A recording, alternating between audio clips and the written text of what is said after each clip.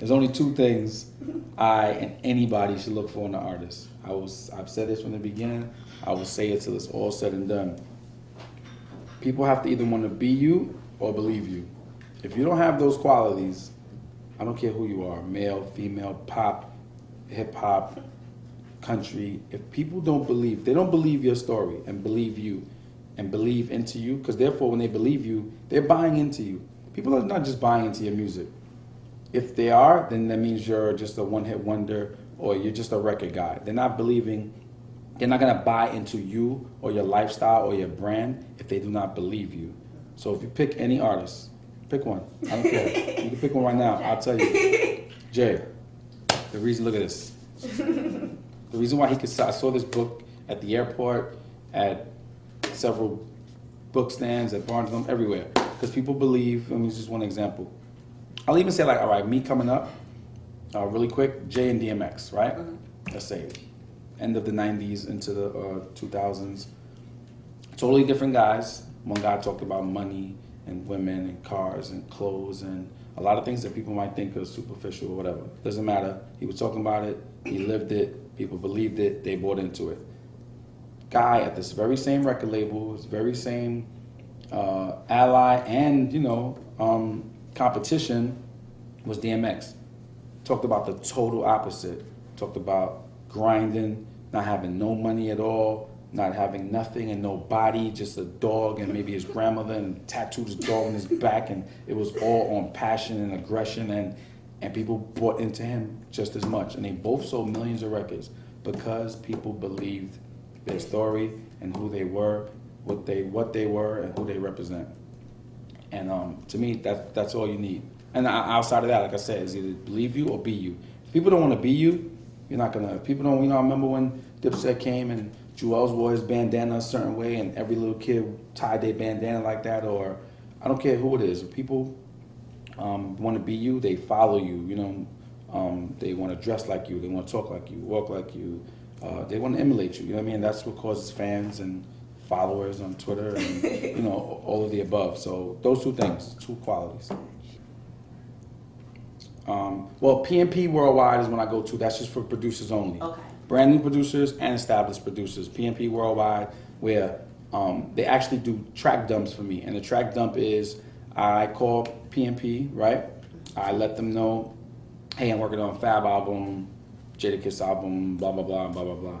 They then let all their producers know, and then they set up a track dump. I let them know what the theme of the album is or what kind of stuff they're looking for. They reiterate that to everybody that's on the site, and then everybody starts just putting tracks specifically for those artists into that dump, into that folder, or whatever you want to call it. So that's one. What else? And then new. I try to really. I'm real. Like I said again, I'm a personal person. I'm very personal with people, yeah.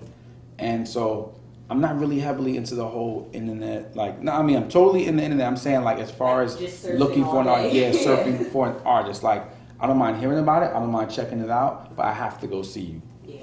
I don't care where you are. That's why I do seminars and I do showcases all over the country all the time. If somebody's throwing one, I have no problem coming down, and being a judge or just checking it out or do, whatever the case may be.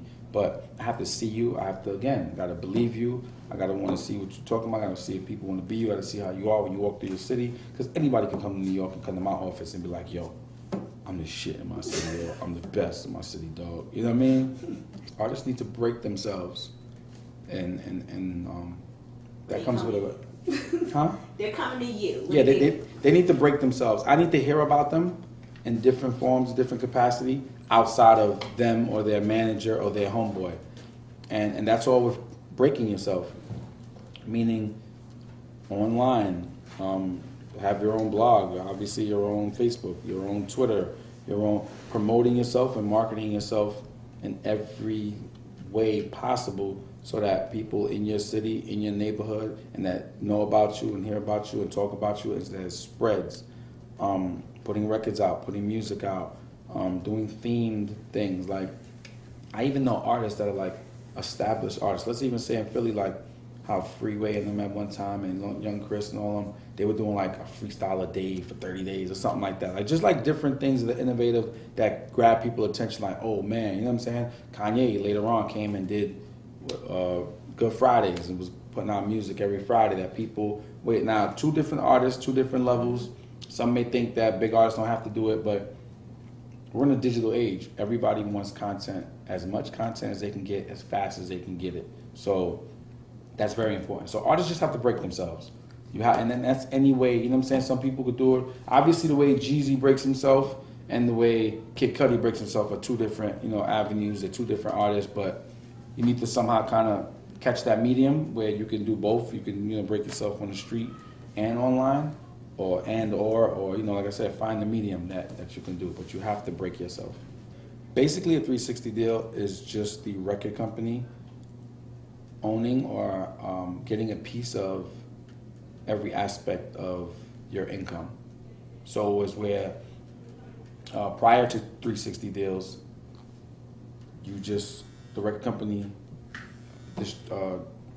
put out your albums, they distributed your albums, and they get a piece of that, obviously, and that's pretty much it. I mean, like touring, merchandising, branding deals, that was all on your own. Whatever of those things that you acquired on your own, you would get paid solely, by you, whatever, for you and your management. Now, I think record companies realize how big branding is and how big touring is and how big, just different aspects of artists' careers are, because they actually make more money over those things than record sales, for the most part, unless you're selling a lot, or unless you're Justin Bieber or something like that.